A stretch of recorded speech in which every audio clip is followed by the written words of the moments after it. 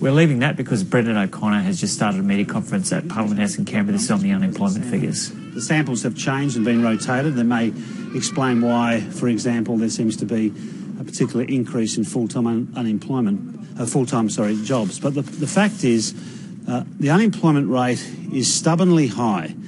The last parliamentary term, indeed the first term of the Abbott-Turnbull government, saw an average unemployment rate of 6%. Now that compares with 5.1% under the Labor governments previously, and of course those governments were dealing with a global financial crisis. So we have a stubbornly high unemployment rate. We see unemployment rise. We see the participation rate fall below 65%, which is not good enough. And of course we have a government just barely getting over the line after the election that's been focusing on a cliche, on a slogan, jobs and growth. But underneath that slogan, there's literally nothing. There are no plans, there's no industry policy, there's no plans to find work for more than 700,000 Australians looking for work, and the over 1 million Australians that are looking for more work but cannot find it. So we have real problems in our economy. We're having too few job opportunities for unemployed Australians. We have the highest underemployed number of Australians in our history. We have the lowest wage growth in a generation. We have youth unemployment, if these figures are correct, going up, exceeding 13%, which is quite frankly outrageous, and something has to be done, and it won't be fixed by the so-called intern pathway to nowhere plan of the governments. So more has to be done, engaging with business, instilling confidence with employers and consumers in order to get this economy going. We need to do better than the mantra from Malcolm Turnbull and Scott Morrison saying jobs and growth. Saying that over and over and again does not get anyone any jobs, and more has to be done by this government, and they need to start today. And these figures today showing an increase in the unemployment rate reminds Malcolm Turnbull that he has to get onto this immediately because he is failing in terms of delivering jobs to unemployed Australians. Happy to take questions. Down the growth in full-time employment down to a possible mistake? Happy to look at that. I have to say it is interesting. We had 60,000 full-time jobs lost over the last 6 or so months.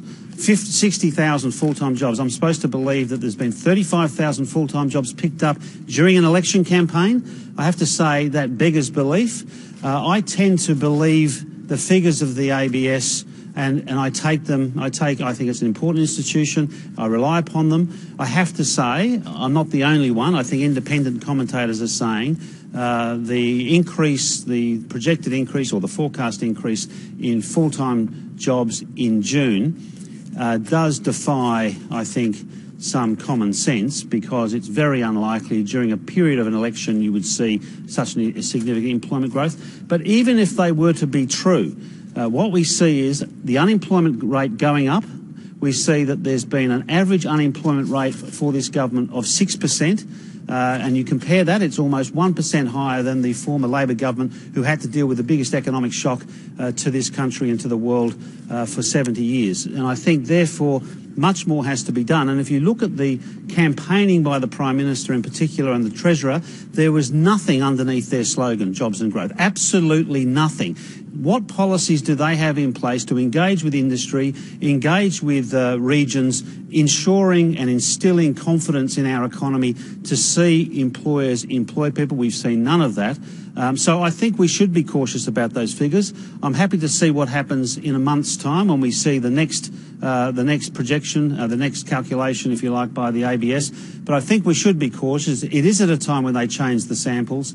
And of course, as I say, even if those figures were correct, the unemployment rate has gone up and the participation rate's below 65%, and that's not a good thing. You're suggesting that the government needs to do more to work with business. I suppose one issue that business would come up with is this issue of penalty rates and potentially the Sunday penalty rates. Where do you stand on that still? Well, we do not believe there's a correlation between cutting real income of low-paid workers and employment growth. In fact, taking money out of the economy, and that's what would happen if you take money from people's wages and put it into shareholders' pockets, many of whom do not live in Australia, does not improve the economic prospects of this nation. It is completely a fallacious argument to suggest that by cutting lower middle income earners, by cutting penalty rates, you're going to see better employment growth. In fact, the opposite is true. Less money will be spent on goods and services. We know with low and middle income earners, they spend their entire income in the economy. You can't say that about big business. You can't say that about shareholders, many of whom are foreign shareholders. But we do know that if you take money off lower middle income earners and households, there'll be less money in the economy. And on top of that, and in fact, that's why we call upon the government to join Labor and make a submission, or join our submission if they wish, to impress upon the Fair Work Commission not to cut penalty rates in the matter that's before the Commission. But then how do you try and encourage that youth unemployment rate to improve? Wouldn't a cut in the Sunday penalty rate potentially encourage business to hire younger workers? Well, firstly, if you think penalty rates are applying to young people in particular, that's not the case. In fact, many people rely on penalty rates. 4 million workers in the labour market during the course of a year will rely upon penalty rates, most of whom are not young people. The idea that this idea that employer bodies sometimes put forward, that the best way the people that are responsible for the failure in our employment initiatives are people employed. The best way to actually do anything about the unemployed is to attack employed workers is a nonsense. It's also unfair. Look, we have a situation where inequality in Australia is at a 75-year high. The last thing you would do is attack low and middle income earners. I mean, has Malcolm Turnbull learnt nothing from the election? The election was a repudiation of his $48.2 billion tax cut for big business.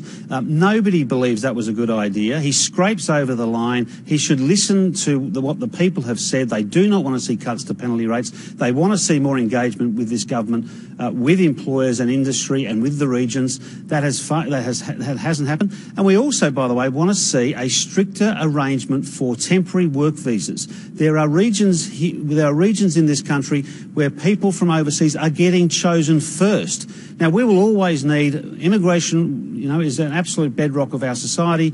We've built this country on immigration, but you do not continue to bring in temporary work visa applicants when unemployment, and youth unemployment in particular, is rising. So there's a lot of things that the government can do, but they're failing to attend to those matters. On the issue of youth unemployment, you go. Yeah. Ms. O'Connor, just on the new push on pokies and gambling reform, obviously Nick Xenophon's come out today and he said that he's planning on cooperating with the Greens on this, and that's in particular about $1 bets, and then on banning advertising during G-rated programs, that kind of thing.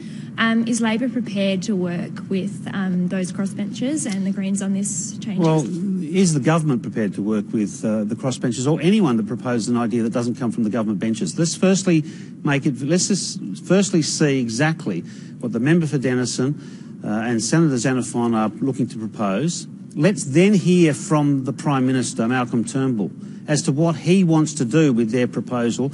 And of course Labor will have a position. Now, we understand gambling is a pursuit many Australians like to engage in. We also know it can be a scourge for too many Australians. So we need to make sure we have this balance right. But if there's a proposal being put in the Parliament, it is incumbent on the Prime Minister firstly to respond, and no doubt Labor will have a view, but we need to see the detail of the proposal. On youth unemployment, you're suggesting that that the government should be doing more to encourage maybe some of these kids to get jobs in some of the regions.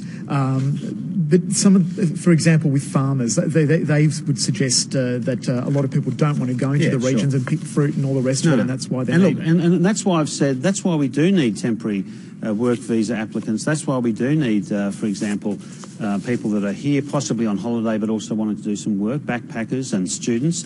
What I'm saying is where there's a legitimate demand in the labour market of any region, then of course we need to use overseas workers if we cannot find local workers. But what I'm saying is it should be a requisite that you look local first to provide opportunities for people in Australia, and in failing that, of course, we should look overseas for temporary work visa applicants, and certainly in agriculture. I am aware that in remote and regional areas of Australia where they cannot find local labour, they rely upon temporary work visa applicants, and so they should. But let's at least say after you've looked local, you can look overseas. Business groups insist that a company tax cut would help employment growth. Yeah, nobody believes them. So is there no room for compromise on your objection to the... Yeah, well, we have compromised. We believe there should be a tax cut for small business. In fact, we agreed that we should reduce the tax on small business.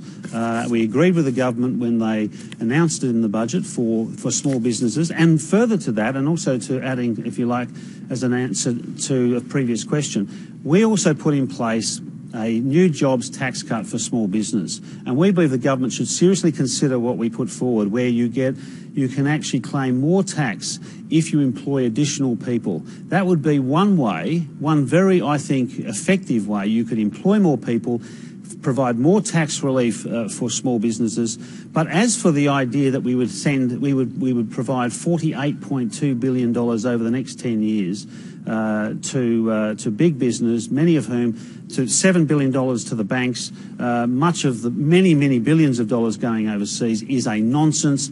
In fact, even the Treasury's own figures say you get to 1% of economic growth after 20 years, and it doesn't even start until a decade. Now Okay, we'll leave that there for the moment. That was live from Canberra. Labor's employment spokesman Brendan O'Connor describing that unemployment figure released this morning as stubbornly high.